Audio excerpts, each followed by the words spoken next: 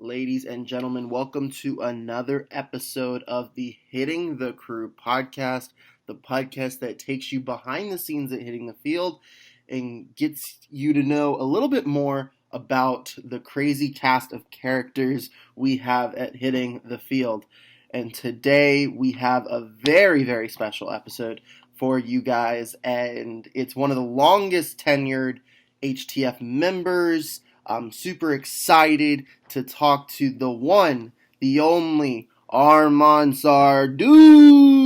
Sarduy. How was that for an intro? Oh, that was great. How That was was that? great. One of a I kind. imagine something like that. One of a kind. One of a kind. Well, I'm really excited.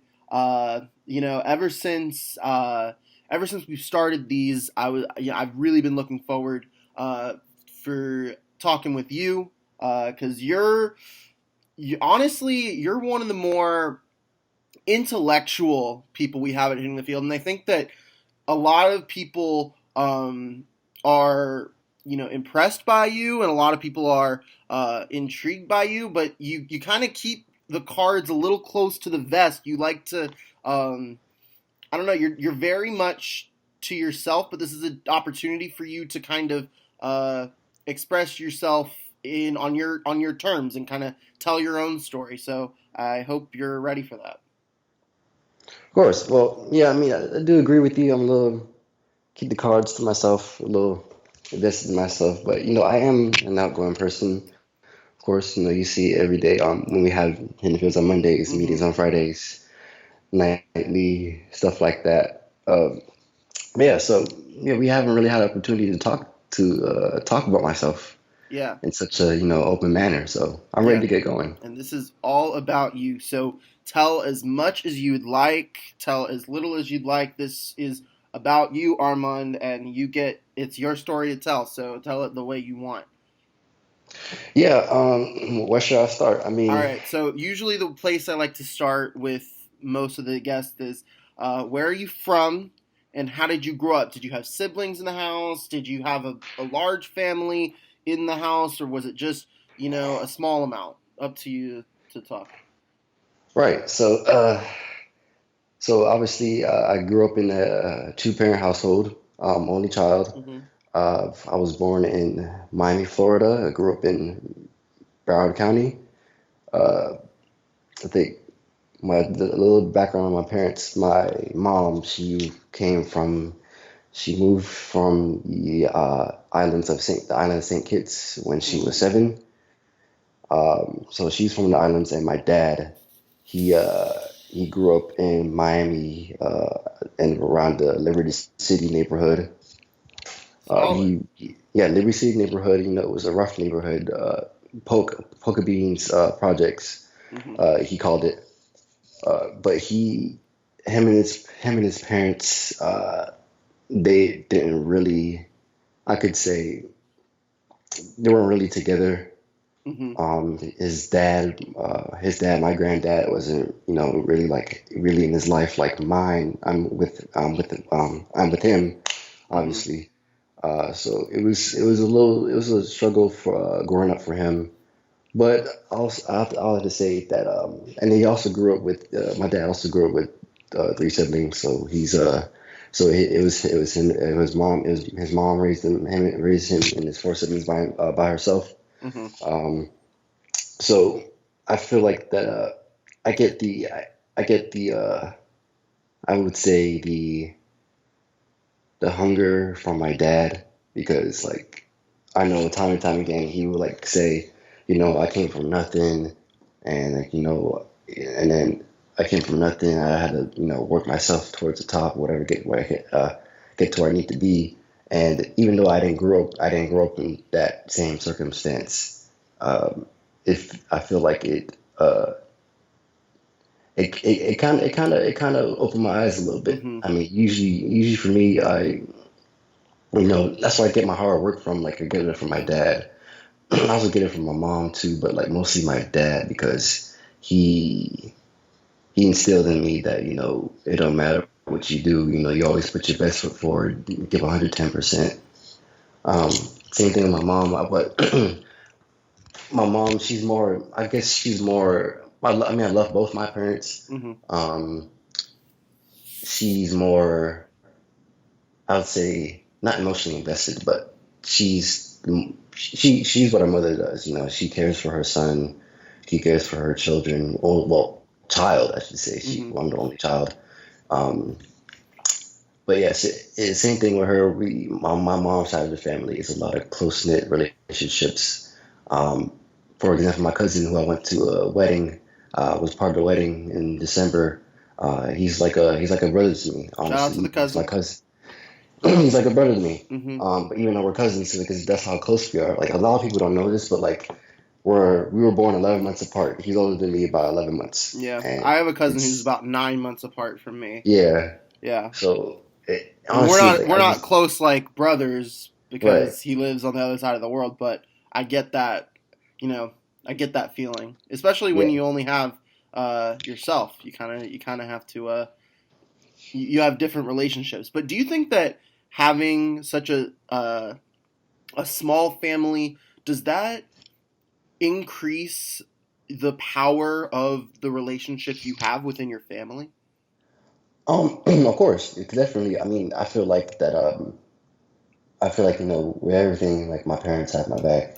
They support my decisions. I think, for example, like the other day we were talking about like jobs and stuff like that, and we broke down. We did like a list of different jobs that I could that could best fit me. And honestly, I think my the way I am right now, like the person I am, I think it's influenced by family structure. So like I said, growing up, I don't have any siblings. Hmm. You know what I'm saying? So uh, the thing about that is like I wasn't always outgoing as I am right now. Hmm. I was shy like like the first couple of years of my life, and then I had to break off. I had to break that off because I had to, you know, get have friends and like meet new people and stuff like that. Yeah. So either way, I had to break it off sometime. But good thing I did it when I was younger because I know if I was still shy as I was younger when I was younger and like I am now, then I didn't think I'll be able to uh, meet you guys at Hidden Field and do our and doing the same thing we're doing right now. Yeah. But yes, definitely. So definitely definitely have a small family. Well, my mom, it's me, my mom and dad. But I think both my mom and my dad's family, we're a pretty big group. I know for a little background about my dad. Um, he's I do have Cuban in my background. Hmm. Not a lot of people know that. So I got cousins and stuff like that all in Cuba. I can't see them, but I've seen pictures of them and stuff like that. So it's like, it's all about togetherness. I mean, sometimes sometimes uh my dad will like tell me stories about you know how he was growing up, and I know that he didn't have the best childhood, but he made sure that him and mom made sure that I had the best thing coming. I think they did well as parents. Yeah. There's a lot of different directions I can go here. Yeah. I'm that in just 8 minutes. Just that's pretty fascinating. But let's move on to your mom's side. Have you ever been to St. Kitts? Oh Have you ever? yeah. So Oh like, how yeah. often you go out there? Wow. Not as often as you think. I mean, the Hmm. last time I went out there was, wow. I would have to say maybe maybe 2010, maybe. 2010. Yeah. And maybe if So I 10 may years be ago. wrong, it's a long time, That's fair. long time. Do you have But family still on the island? yeah, I have my grandpa, Hmm. my mom's dad, and I think his other children and his brother. Yeah. So Yeah, so they went back to the island, and your yeah. mom So came here. yeah, so well, my mom's parents, they were together, and they separated, and then my granddad moved back to Mm, okay. St. Kitts. but we still keep in contact with him, of course. Hmm. But yeah, so yeah, so my mom, it's her and her two brothers. She has an older brother and younger brother. Uh, in the family of five. Um, but the thing is that the family, the culture runs deep on both sides of the family. But it's more deeply within my mom's side of the family. I think, for example, like I said, like my cousin, like my cousin, he's a triplet. You know what I'm saying? Yeah. He's a boy, and then he has two sisters. My other cousin, it's a family of three. It's my cut my well, no, take that back. My cousin, who's a triplet, has another brother, so it's a family of So it's family of four kids. six. Yeah, family of Four kids, the six. two parents and the four kids. Right. Yeah. So it's family of six. And then my mom's other brother, her younger brother, it's a family of five. So my cousin plays basketball, high school basketball, for Pines Charter High School in South Florida, All right. and then he Fine has starter. two younger sisters. Nice. So yeah. Yeah. So okay. So we know more about your mom's side of the family. Hmm. Now, let's go to your dad's side now. So, Yeah. was there a moment that you recall from your childhood or like that pops out, that stands out, that you realize like, oh, my dad really didn't have it that good? Like, did he ever try to shelter you from that? And then at one point it was just too much, the gig was up and you were old enough to understand it? Oh yeah. Well, I didn't say it was enough, but I do remember uh, we were going to visit my grandpa. Well, who's no longer with us. Hmm. Um, we drove down. We take the same route we do to go visit him, but we passed by the neighborhood that he used to live in when he was younger, Hmm. and it was just a lot of like poverty, a lot of like rundown streets. He took I saw what middle school he went to, what neighborhood it was in. So it was like damn, he was telling me stories that that's how he was living, but I didn't actually have time. I didn't actually see it until like the very first time he took me down there to go visit my grandpa. Yeah. I mean, So because you can hear stories upon stories, but then once you actually see it, yeah, it changes the perspective a little bit. it So how does. old were you when you went to visit your dad's old neighborhood? I was young. Hmm. I probably had this. I remember the very first time I went Hmm. to go down there with my dad. But I do remember the very first time that I was old enough to remember seeing those type of living conditions. Yeah. So it's kind of like you go from like a one story house by the lake to like a rundown neighborhood the projects. You know, it's just like people on the side of the road begging for money. It's like, wow, like he really Like came that from was my nothing. dad 20, Yeah, 30 years ago. yeah. Hmm. So So did that like did that change something for you? Did that like make you think, oh, like, did that, I don't know, like to me, I'm trying to I'm trying to like picture this, and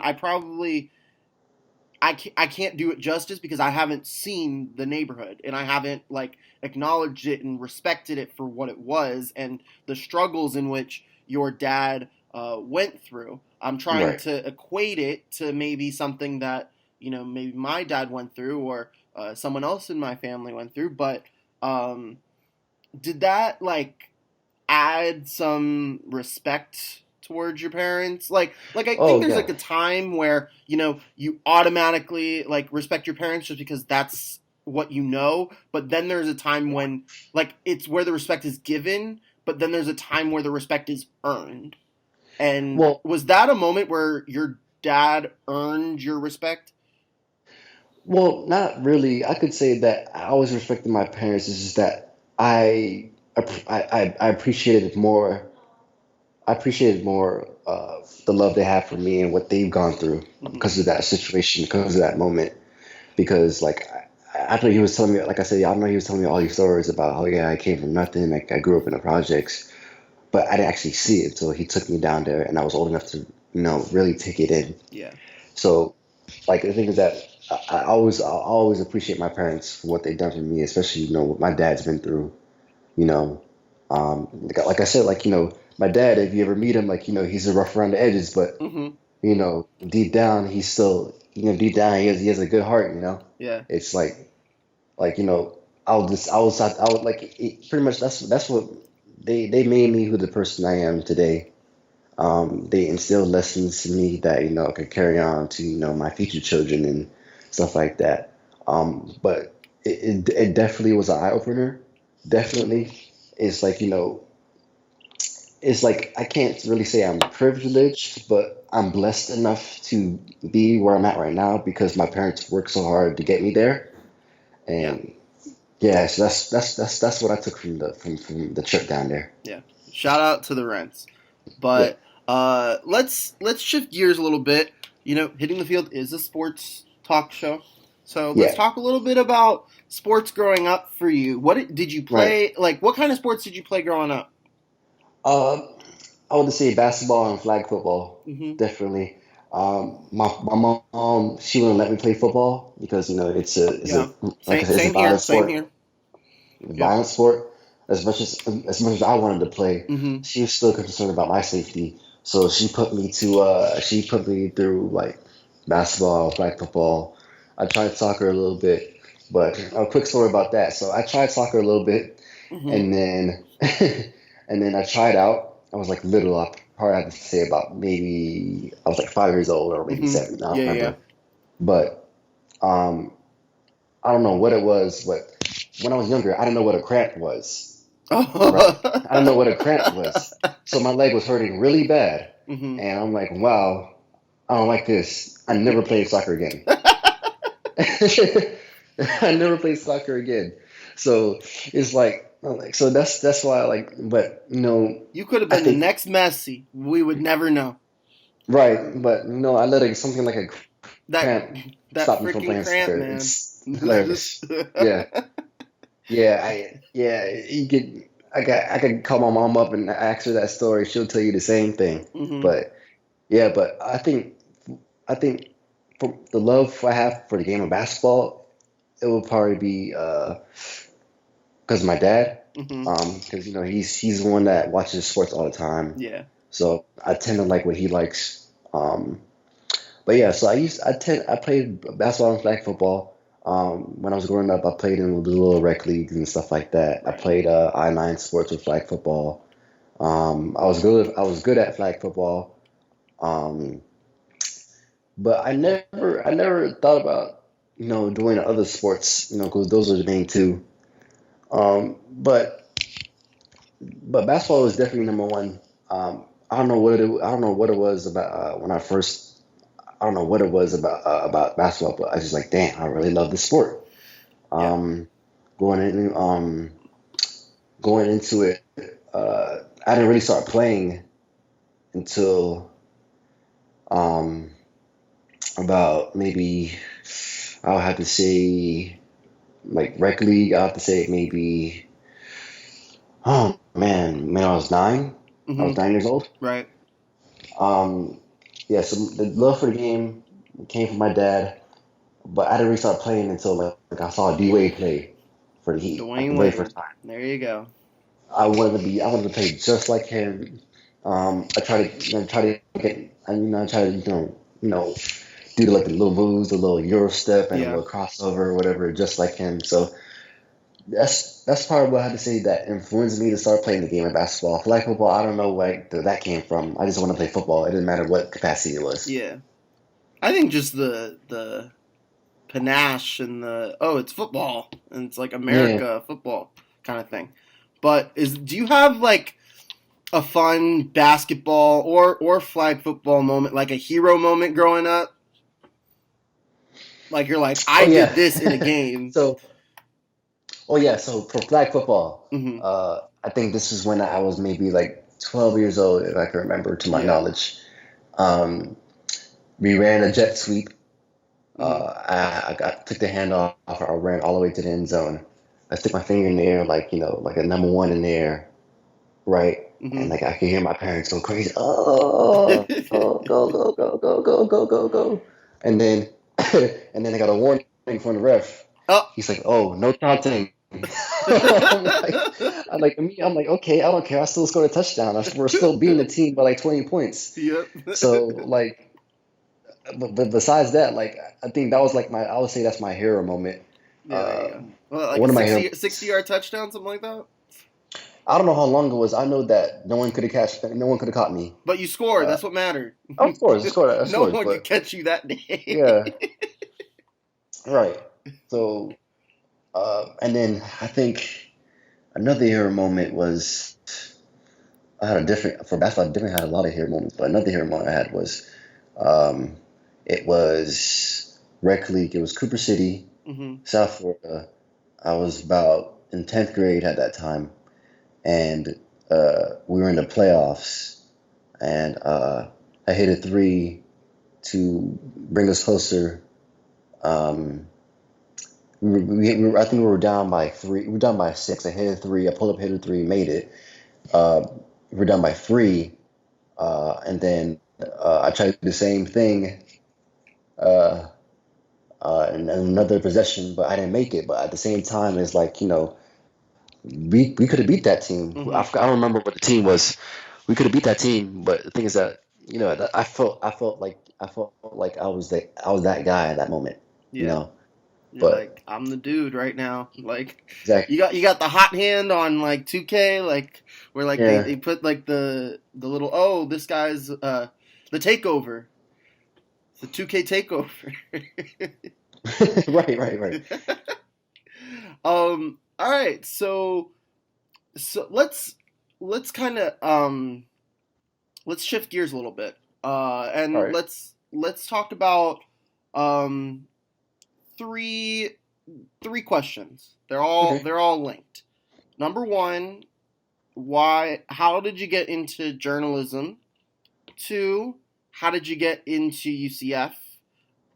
Three, how did you find hitting the field?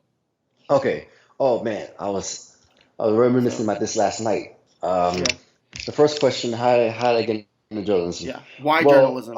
Like, how early was it? I would say 11th grade. Okay. I know for my high school we had like our own like a little TV station, Mm-hmm. but I didn't really think about it until the 11th grade. Like I always wanted to, play college ball and like potentially go to the NBA, but obviously you don't always get what you want. Yeah, yeah. So I know that I know in 11th grade, I have 12th grade and then college coming up. So I needed something to, fall back on. Like, at this point, college was like, was always like you had to go to college. Like my parents like you, and we saved money for you to go to college. You're going to college. Mm-hmm. I said, okay, bet. So I 11th grade, I joined. It was called MBC News. Mm-hmm. It was like a little TV station that we did, and I joined. Um, I saw how like a little newsroom, quote unquote, was operating. It was even like it was like a little club that we had on campus. Um, so I really wanted to focus on that, and then after the first couple weeks of that, I was like, wow, I really like this. Like I really want to do something like this whenever I get older. And I know this is everybody's dream, especially people out here in the field. Us in our guys chat. What I'm saying, Mm-hmm. everyone wants to be on ESPN, and that's always the dream. And like the I like watching the local news, but I like watching ESPN more than anything. So that's what really got me to journalism. That's what really got me to sports journalism. So 11th grade on, I figured this is what I wanted to do. The second thing was why I chose UCF. Um, first I was at FAU first for Atlantic University. Yeah, yeah. I was a multimedia studies major. Uh, you guess you could say that was their journalism. type Right. department. Um, but and then also joined ILTV, the local TV station at FAU. So I got my foot in the door, try to gain insight on what to expect. Um, got connections from different people who I still talk to this day. Um, so, but after my first 2 years there, excuse me, something didn't really sit right with me. I wasn't really happy there as I was, I thought I was going to be. Right. Like, I got that hunger. I wanted something more. Yeah. So I had to talk with my parents maybe like my sophomore year of college, and I just gave them a list of places that have journalism schools in Florida, like UM, Mm-hmm. UF, UCF. Um, Ultimately, I picked UCF because of the location. It's not too far from home. I got family living here. I know my aunt, my grandma, my uncle live here. And I just heard good things about the program, so that's why I ultimately chose UCF. The first semester of here, it was a little intimidating, not gonna lie, because you go from FAU who has like the maximum of like 32,000 students to UCF, who now is almost at 70,000 students, Right. Yeah. and It's a culture shock. That's exactly. yeah. So it was just like, oh, well, it's a little intimidating. It was a little intimidating after the first week, because I was trying to figure out where classes were, how big the campus is. Mm-hmm. But honestly, I kind of like calmed down and like really got into it. And I think that this is going to the next question. I just wanted to like start on the get on the right foot, get my name out there, get connections. So I joined. I think that was my first semester that I joined NABJ, Mm-hmm. and that's how I met Tatiana, Tati. Shout out Tots. And yeah, so she actually um, I asked her like hey, do you know anything like? Cause I think I remember something. She said something about hitting the field. I'm like, oh, what's that? So I talked to her about it, and she told me when you guys met, because I didn't know any of you guys. She told me what days you air and stuff like that. So so that's how I got into hitting the field, and now I'm here in present day. I've Present been day. there, been hitting the field since probably Yeah. So fall you of and I, 2017. you, So me, about and Troy and Jarrett are the four of us are the longest tenured members. We're yeah, going on what 6 seasons now? yeah. That's crazy. I remember like I'm I think I didn't get on the show like right away. I remember at first I was just watching, and then I just talked to people. I think I talked to Carl or CD. Carl. Yeah, Carl CD. Carl Like CD. I'm gonna tell you something. At first, I thought Carl was kind of giving me the cold shoulder. Like, who is this guy? Why are you trying to talk to me? But after I talked to Carl a little bit, Carl was like, hey, what's going on, man? Like, that's all. Yeah. And then Carl talked to, through Carl I talked to CD, and then CD talked to me, and then I talked to me, blah blah blah blah. And I got to know everybody. But yeah, so it's so yeah. Then I started my way up. I started doing like just watching the show, and then doing camera for a little bit maybe. And then I finally got on the show. I think my first time on the show was probably maybe, I have to say November of that year Yeah. was when I finally That got was on the probably a show. little bit after me. Yeah, and Not then too I think long after me.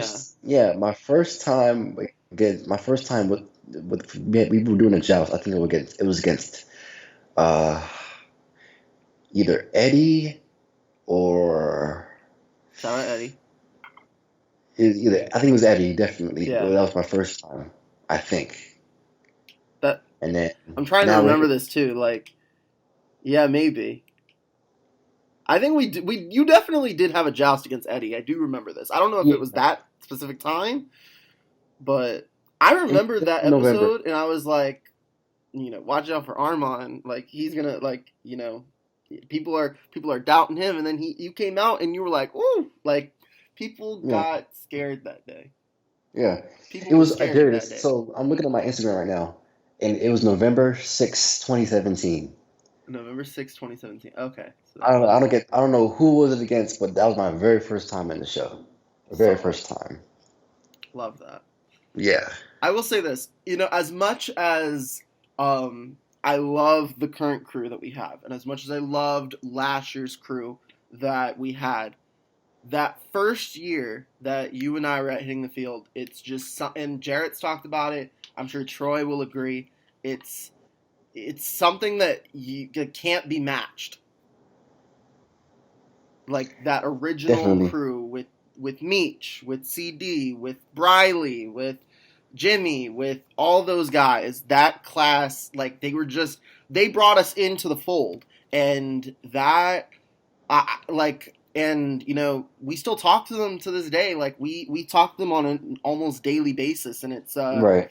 it's that year is probably it changed a lot for you and I, and it put us in the position that we're in today, where we are the people that other people in a sense look up to. I think that people look at us now and they're like, oh, we're the people they look up to now. That for us, that was Meech, that was Carl, that was CD, that was Tots, that was those people. And without those people, the show wouldn't be where it is today.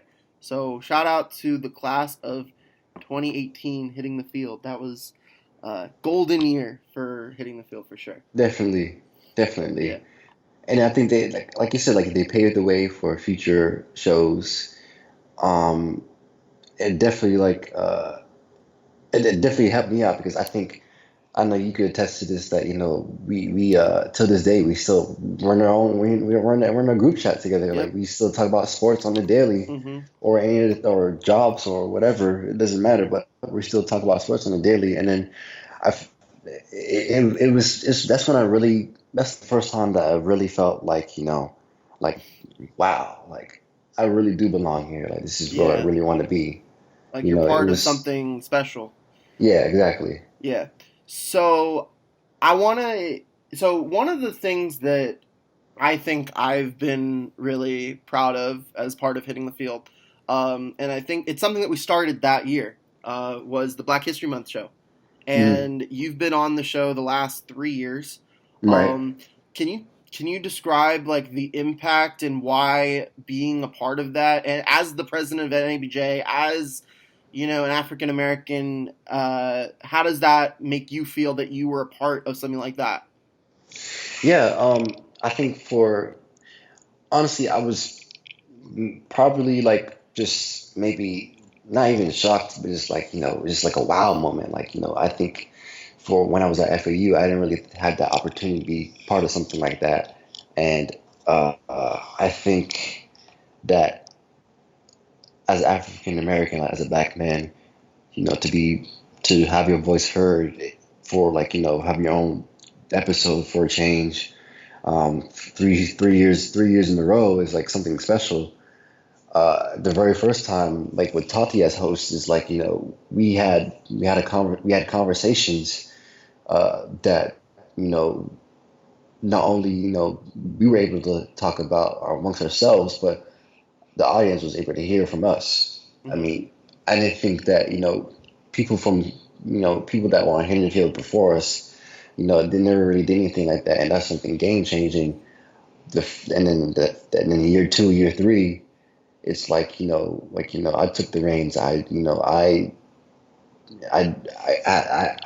put out Yeah. purposeful, fruitful discussion that people that I thought people needed to hear. And then it's not only that it feels good to be able to do that. It feels good to make sure that we have a platform that people could come and see what we're doing. It's just something that was pretty much groundbreaking. It's something that's bigger than you. All right. And that show was bigger than Hitting the Field. It was bigger than just a group of us. It really it transcended sports, and I think that is a day where Hitting the Field really stepped out and became something more than just a sports show. And I think that it's important that we create that, because I think people have like this whole notion of, stick to sports, like sports is sports and it deserves its own box. But at the end of the day, sports transcends that, and it can be such a huge part of life. I think a big reason, I think what we're going to see here when this whole pandemic ends, when sports resume, how much, because at the end of the day, like the amount of people that are going to pass away from COVID-19, Hmm. it's going to be in the millions. And and if either you don't die from it, you will have a family member, or you will know someone who knows a friend, or knows someone, or knows a family member. This is going to impact the whole world. And sports have not been able to be part of this, because this is just how groundbreaking the world is. When sports come back, we are going to be reminded once more about how important sports is in uniting all of us. And I think that day, you know, people every year when we do the Black History Month show, I hope that the tradition continues, and I believe it will. Yeah. That we are able to, learn, because the thing is, like, every like Black History Month is every year, but it needs to happen every year, because you need to be reminded of these stories and learn of new stories that can learn, that can educate people on how to um, I want to say the right word, and help me out if you want, but to integrate and to become more of a togetherness in the world, because Right. we could really, like, especially in a time like this, we could really, really use that. So Definitely. that's why I'm But very proud of having the yeah. Black History Month show at Hitting the Field. I know that my pride for it is probably nowhere near yours. And I want to say that I think that, especially this past year when it was you and me really uh, heading that project, I thought that it came out really well, and I'm very proud of the product that we put out. Yeah, it went really well. Especially with the different topics at hand. I think that it was very thoughtful. It opened up people's eyes. It definitely had opened room for discussion, especially with the topics. It was just something like, it's the elephant that we talk about. Yeah. And had I known that that was going to be one of our final episodes, yeah, I mean, the whole season, it's almost like we kind of, we knew it was coming to an end. But then this Mm. whole thing kind of just, the end came very near. And I don't even know if we can, I don't even know if, like, I've processed that we're at the end pretty much. How did how do you feel about, this being your senior year? How do you feel with just it being cut off, like the way it did? Honestly, it just felt like it came out of nowhere. Like, you like the beginning of the semester, you was like, oh, this is, it seems the last semester, that everything's gonna go well, all the dominoes are gonna fall. Nope, it's not always gonna be like Nope. that. So honestly, either coronavirus or not, either way, I was still looking forward to graduating.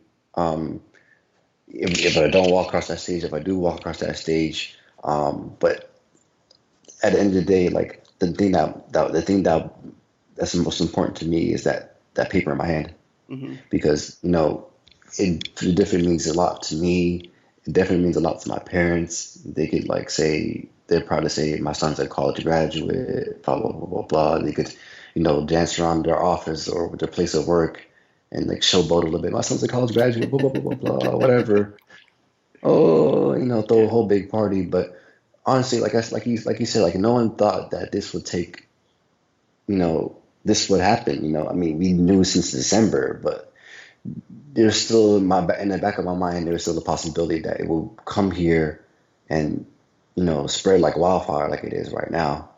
But honestly, this I think that since our semester got cut short due to social distancing, I think that we still the shows that we put out this semester, I think it's something that I can remember because it's something that I was involved in every show. It didn't matter what I was, like producer, hosting, CG. It doesn't matter. It's just that we put out good stuff, and then Yeah. I'm just content with that.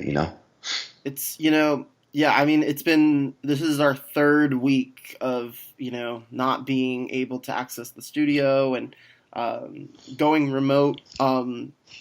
And yeah, as much as I wish that we had these last, 6 or so weeks to put out 6 or so shows, um, I can say that I am content with what we did put out at the end of the day and what we're still putting out.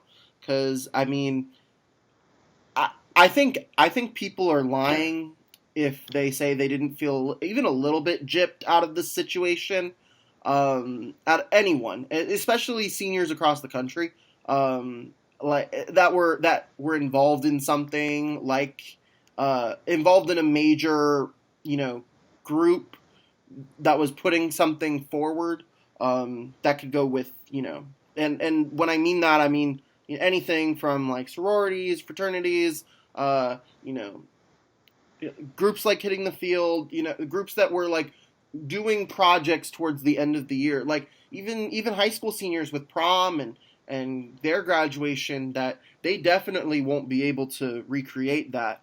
Maybe they do that at a high school reunion, 5 years down the line or something like that. But I mean, college graduation is a little bit different, just because there's a couple graduations each year, at least for most schools across the country. But yeah, so before we move on, I want to ask you, what is your favorite Hitting the Field moment Like ever? ever, ever? Oh man. Wow. And if there's a tie, you can say two. We have time. Oh man. Uh wow. I would have to say the draft show, like the Yeah, very first one the I first was draft on. show. Yeah. Yeah. That was my favorite because like it's like wow, we really pulled something off like this. Mm-hmm. Like I never experienced anything like that. And the way that we put together something like that and then we were able to like just sit down and have just a casual conversation about the NFL draft, like I never imagined doing something like that. So I'll just say that's my favorite moment. And then also too, I know you know this too when I think when the Ravens drafted Lamar Jackson Mm-hmm. and Carl jumped out of seat, Oh, oh that's like the best moment in Hitting oh, the Field in and 10 then seasons. I high 100%. fived them in the middle of the show. Mm-hmm. Like that was great, man. And And then that I came think just, like 30 or so minutes after they drafted Hayden Hurst, and we had all been dogging Hayden Hurst for yeah. for weeks. Yeah, so that was my favorite moment because it was just I had a lot of Everything came fun. It was together, and it was that night. It was a very happy atmosphere. For a lot of people, it was their last show, so they wanted to give it a good run. And I don't know necessarily technically it was our best show, but I think that a lot of people had a lot of fun with that show, and I think that's why it was a great show, just because we were enjoying what we were doing, and that was the last time that original group that we had discussed earlier was with each other doing Hitting the Field, and I think that was important. yeah, definitely. Yeah. So and then look, the next year you and I were on the set, and then the Niners drafted Nick Bosa, and I And look stole what I stole look your what that bucket happened. hat. I stole your Yeah, you Niners did. bucket hat. Yeah. So let me ask you this: so you're a Niners fan, Yeah, and you're a Dodgers fan, and I yep. know, and you've talked a little bit about it before, about like the West Coast thing. What? So explain that a little bit more. Like, why the West Coast for your sports teams, at least Right. in So baseball and football? Yeah, so when people ask, "Oh, what are you fans of?" Oh, the Heat, the Dodgers, and the Niners. Oh, well, two different places, two different coasts. I'm like, yeah. So I'll do like a little background. So I grew up a Heat fan. Obviously, that was my first. I think that was my first team, and then I grew up a Dolphins fan for a little bit. Um, Growing up, because like I said, that was something like my dad liked the Dolphins, the Heat, the Miami Hurricanes. To Hmm. this day, even though I go to UCF and fan in UCF, I root for the Hurricanes because that's what I grew up on too. So that's kind Right. of good. I guess that's also my team, low key. I Low don't pay key. attention to them like as much as I do UCF because obviously I go to the school. Yeah. And But one team's performing a um, lot better than the other right yeah, yeah. So now. I still, yeah, yeah. So I still love the Hurricanes. Deep down, I still love the Heat.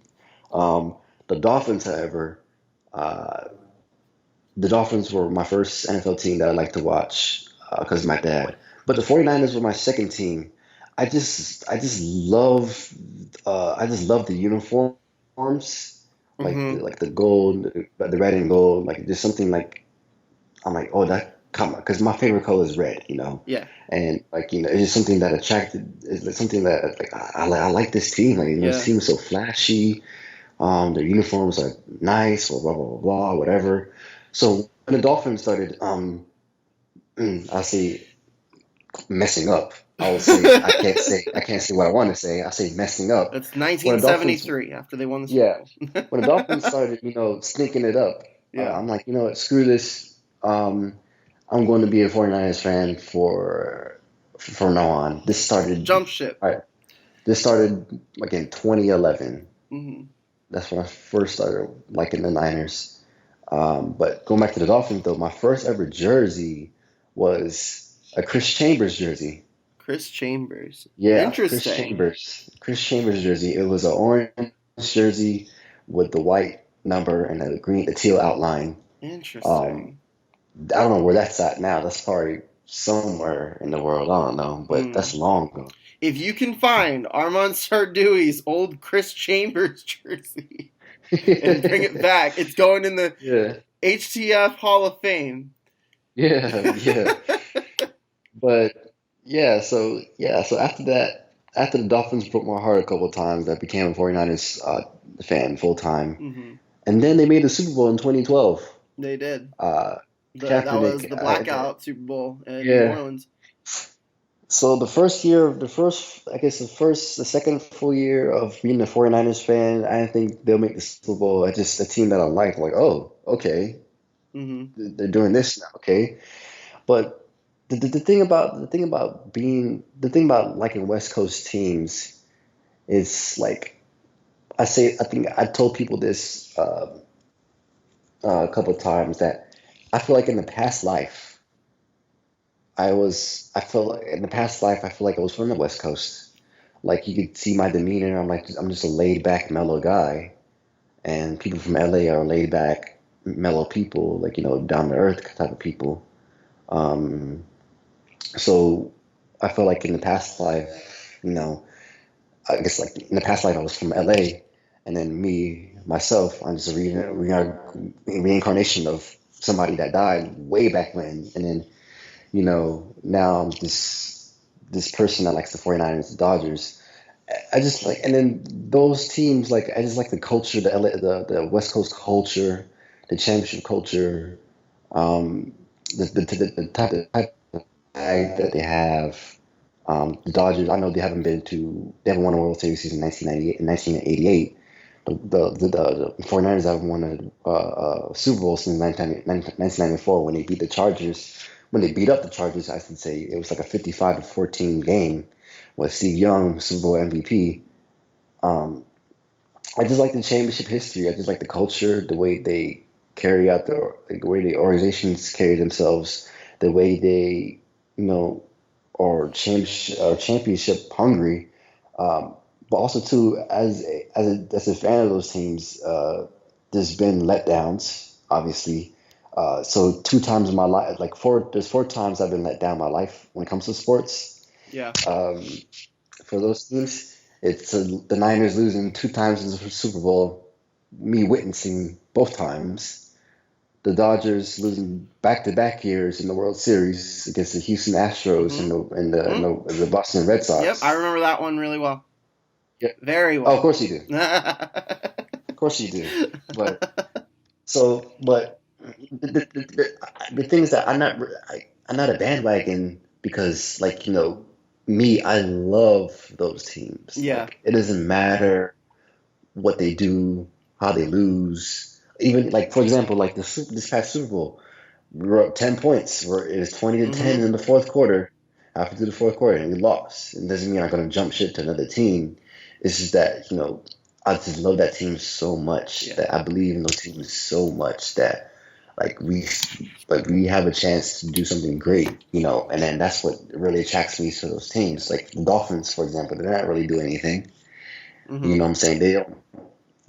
When I was a fan for the Dolphins for a little bit, I liked the team, but they weren't really going anywhere. You liked You them know, because they were from where you were, but right, you didn't necessarily have that connection. And I think that's important when it comes to fandom. It's not necessarily about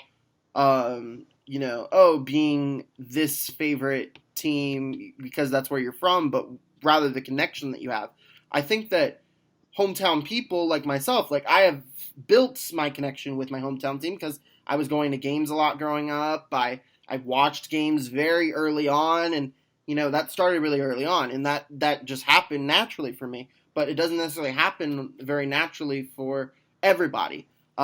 And I think that's why I like hitting the field a lot because we all have connections to a bunch of different teams for a bunch of different reasons, and Florida's like a hmm melting pot uh, for all of these fans because I don't even know if like yeah, you have maybe a couple more Florida based fans than most teams, but there's a good mix of us at Hitting the Field where we're fans of different teams and whatnot. right. But like, And yeah, you're a so resident it's Niners guy. yeah. I mean, like, I had a couple people were like, "Oh, you're not from San Francisco. Why you like the 49ers?" Like, I just do, man. Like, I just love the 49ers. I mean, like, it's this. I've been in love with that team since 2012. It's been eight Mm-hmm. years running. Yep, 8 years. The Mm-hmm. Dodgers. It's been 2 years now. I mean, I didn't really watch baseball like that, but Yeah, yeah. I I But you're I I you're hitching your wagon, I you're picked parking the wagon, you're not moving. right. Mm-hmm. So the Dodgers. I mean, like I just like I just like the I just like everything about them. Championship culture. How the team operates, the uniforms, the cult, the fan base. It's like it's something about that. It's something about those two teams um, that I really love. But I would say it's two different types of love. Like obviously, um, I love the Heat differently than I do the 49ers and the Dodgers. Um, but other than that, all three of those teams are my teams. That's why I like to watch. I love watching all three. Um, but the Heat, though, I think the Heat is the longest tenured Mm-hmm. team that I've been a fan of. Like I said, ever since Dwayne Wade was drafted in '03, that's when I started really watching the Heat and basketball as a whole. And then when it won the championship in '06 when they beat the Dallas Mavericks in 6 games, I'm like, oh man, I really love this team. And then yeah, I mean that's the love I have for those teams. I think that not a lot of people realize how passionate and how loyal I am to those teams. Yeah. So we started out so before let's move from sports now. So a question that I like to ask everyone. So the year is 2020.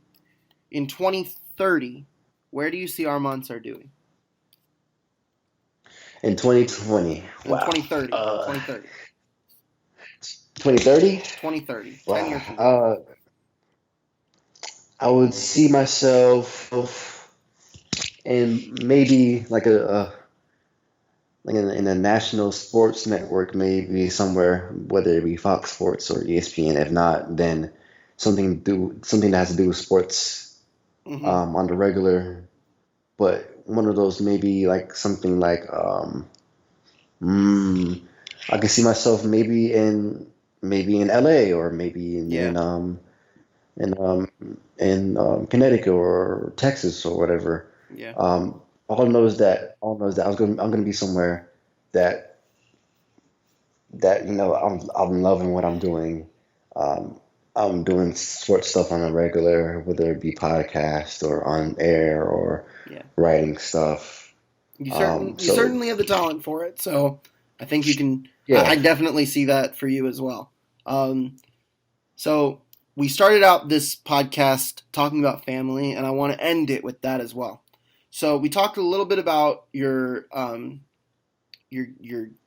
given family, and I want to talk a little bit about your chosen family as well. So what I like to ask Mhm. is choose someone from your given family and your chosen family that has been the most impacted by you to get to where you are right now. Oh man. It's a I would tough have to question. say for my given family, I would have to say. I mean, it's pretty much a tie between my mom and dad, Mm-hmm. definitely. Um, they every step of the way they respected my decision. They listened to what I had to say. They everything every time I put out stuff, they watch it or they read it. They're really supportive in that department. For my chosen family, it's kind of tough though. I it's a whole lot of people that influence me. Um, and for that question, for that part of that question, I don't really think it's just one person. I just say just everyone that I met throughout the Hidden Field ever since I've been there. It's just like they I just learned different nuggets, like different golden nuggets, and what they've learned, and they just told me what they've learned, and I just took that upon myself to better myself, and I just chose to be the person I am because of what I've learned from those different types of people. I think, for example, I'm in contact with Evan. You know, Shout out Evan. I sent him my portfolio so he could look at it, so I could get his opinion. Because I respect Evan. I respect his craft. He knows what he's doing. He's in the industry already. Same thing with either Meech or CD or Mm-hmm. Carl or whatever, or Jenny, or Ant, whatever. If I think we're just willing to help each other out as much as possible, and then I just really expect that. Well, you of course, like whatever you plan, is if if um if I want to join you somewhere and then you use me as reference, you I can, got you, because and you know you show that. Mm-hmm. how, yeah, because you see our day in day out. I come in the office, quote unquote, the The studio, office. um, Come in the lab. or the lab or the Mm-hmm. dojo, Yeah. or and the dojo. And I put my best foot forward. I go 110%. And I do whatever that I can to help the show out. Absolutely. Yeah, So you for the, are for both definitely love that. And yeah, the reason why I asked that question because that's what hitting the field is. It's a family. And that's why I asked that. And it's just so happens to be that that's who you wish to shout out in this. So thank you for that shout out, by the way. I really appreciate that. But I do want you to know that no matter what, uh, you are a part of my family, my Hitting the Field family. And whatever you need, brother, I got you. And I that appreciate goes it, for man. life. So I'm very thankful for your friendship. I'm very thankful for your presence at Hitting the Field, what you've done to help grow the show. And I'm really looking forward to see what you do post graduation because I think you got big things in front of you, man. All right, likewise, man. Yeah. Likewise. Thank you very much. So that's a wrap on Armond Sarduy's Hitting the Crew podcast. Thank you so much for tuning in. We've got a lot more going on at Hitting the Field lately. We will continue our shows next week. We have Hitting the Field podcast, we will be revealing our mock draft 3.0s, and this time we have trades. We will be discussing that tomorrow. Yes, you need to get yours in, by the way. But anyway, I'll do it today. Mock Draft 3.0 podcast is coming out probably on April 2nd in advance for the draft, which is just 3 weeks away. 3 weeks away till the draft. We'll be having more draft coverage throughout the month of April. It's an exciting month despite our circumstances, but Hitting the Field doesn't stop, and I'm really proud of that. So be sure to tune in. Follow us on Twitter and Instagram at Hitting the Field. And again, thank you guys so much for tuning in, and we'll catch you on the flip side.